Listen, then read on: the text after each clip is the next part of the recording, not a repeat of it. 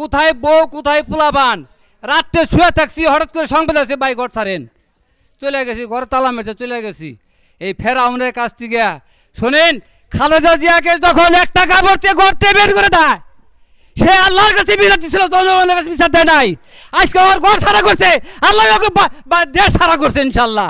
ও ফেরাউন কাবে নমরুদ মা বোনাইয়া পেটের মধ্যে পাড়াটা ধইরা মানুষের জমা করতে পারে, এই নজির তৃতীয় বিশ্বের ভিতরে এক মুসলমান সন্তান হিসেবে দাবি করে হাসিনা উপর তাহাজ্জুদ পড়ে মেজর বজলুল হুদারে বুকের মধ্যে পাড়া ধরছে। একে যাবজ্জীবন কেসে আসামি হিন্দু, তাকে কাছে মুক্তি দিয়া তাকে জব করে। ওই দিন 5 জনকে ফাঁসি দেওয়ার কথা, 4 জন দিয়েছে, 1 জনে খুঁজে পায় না। রাতের অন্ধকারের ভিতরে তার লাইটটা জ্বালা অন্ধকারে দিয়া ওই হাসিনা বুকের মধ্যে পাড়া ধরে আর ওই জব করায়। তখন এক ফোঁটা রক্ত শৈলে ছিটা আসছিল। ভাই ইতিহাস আপনি জানেন না, যারা করছে তারা এসে প্রকাশ করতে। ঠেলার নাম বাবাজি। তো এই কাপড় এটা আমি বলবো না, এটা পুরা ভাবলাম, কারণ পুরার বংশের থেকে জন্ম ওর, তাও ছিল হিন্দু, ওর পুরা বংশের থেকে জন্ম। এইভাবে নির্যাতিত নিষ্পেষিত হয়েছি। ইতিহাস আপনি জানেন না, আমরা গ্রামের মানুষ, কৃষক মানুষ, শহর শহর জানেন না। দেলোয়ার সাথে কীভাবে মারছে জানেন? 5 সদস্য 7 সদস্য বিশিষ্ট ভারতে গেল। এই যে রাজ্জাক ভোলা ফেরেস্তা, উনি নানক, মাহমুদুল হানিফ আরও কয়েকজন মিলে 7 জন গেল ভারতে। যায় না মধুরে বলল যে জামাত আমার দেশের জন্য ভয়ঙ্কর, আপনার দেশের জন্য ভয়ঙ্কর, কি করা যায়? দেলোয়ার সাইদি সরাই দেন।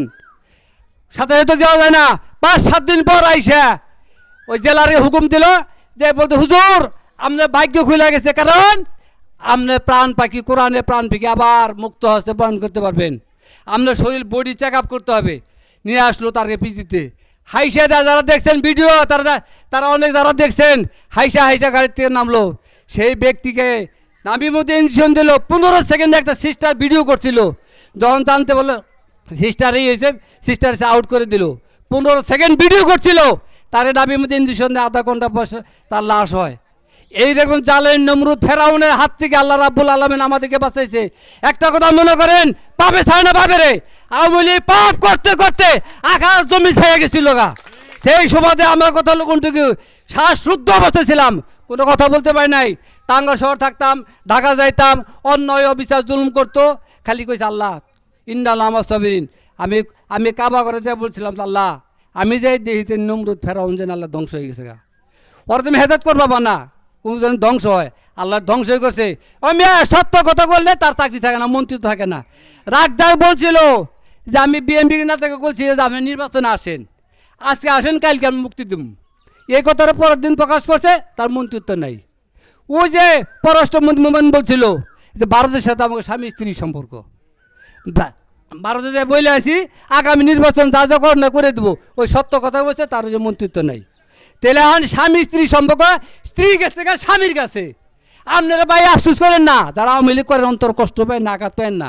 আপনাদের ইতিহাস, আপনাদের মায়ের ইতিহাস, আপনাদের বোনের ইতিহাস, আপনার নেত্রীর ইতিহাস, সামান্য কিছু বললাম। আয়নাঘর, আয়নাঘর কোন জীবনে শুনছেন যে আয়নাঘর? সে আয়নাঘর 3 ফুটে ঘরের ভিতরে পুষ্পা পায়খানা খাওয়া খাদ্যি জুলুম অত্যাচার তাকে যেমন করছে। এই যে মৌলানা আমির হামজা বললেন কালকে যে আমারে যখন চেয়ারে বয়ে একটা রাউন্ড দিছে, 500 বার, 1 মিনিটে 500 বার রাউন্ড দিছে। রাউন্ডে দেখি আমার হাতের লক্ষণ পায়েও নাই, হাতেও নাই, পায়েও নাই। ওই যখন রাউন্ড শেষ হয়েছে কি করছে? লবণ ছিটে দিয়েছে, জ্বালা পোড়া শুরু হয়ে গেছে গা। এইরকম জুলুম অত্যাচার করছে পৃথিবীর বুকে, তৃতীয় বিশ্বের বুকে কোনো মুসলমানে এর নারী নির্যাতন হিসাবে একটা দেশে প্রধানমন্ত্রী থাকতে পারে দেখছিলাম না। ওর কথা ছিল কোনটুকু, যেদিনকে বললো যে আমার ক্ষমতা দরকার, কত লোক মারতে হবে, কত হাজার লোক মারতে হবে তা যায় না, কিন্তু আমার ক্ষমতা দরকার। ওই যে সেনাবাহিনী প্রধান, পুলিশের প্রধান কয় ম্যাডাম যারে গুলি করে সেই মরে, আরগুলো হারাই থাকে, আরগুলো তো মরে না। সাভারে 37 জন গুলি করে মারলো। আমার বাসায় পুলিশ অফিসার ভাড়া থাকে, অর্ডার দিল, গুলি কথা মারলো। যখন দেখেন পাবলিক চারিদিকে ঘেরাও করে দিল, শেষ পর্যন্ত গুলি করতে করতে করতে ক্যান্টনমেন্টের ভিতরে ঢুকলো লঙ্গি পরে, সেখানে কিন্তু রক্ষা পায় নাই। তাহলে ভাই ওর হাসিনা কথা ছিল কোনটুকু, এই দেশে জনগণ থাকবার না থাকে, আমার ক্ষমতার দরকার। আল্লাহ পাবে চায় না পাবে রে, আল্লাহ ওরা নিয়ে গেছে গা। আমরা সবাই তাহাজ্জুদ নামাজ দোয়া করেন, বাকি জিন্দেগি জীবন দেশ জানে শান্তিপূর্ণ চলতে পারে। এবং আপনারা আগামীতে আল্লাহ বাসার আগে আজম ভাই তো নির্বাচন করবেই এবং তার মন্ত্রিত্ব পাবই।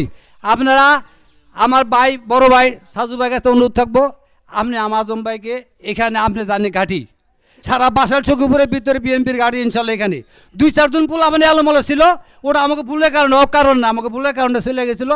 আবার ইনশাল্লাহ তারা হিসাব করবো, কোনো সমস্যা নাই। ভোট বিএনপির পাল্লা বার হয়েছে, হবে, থাকবেই।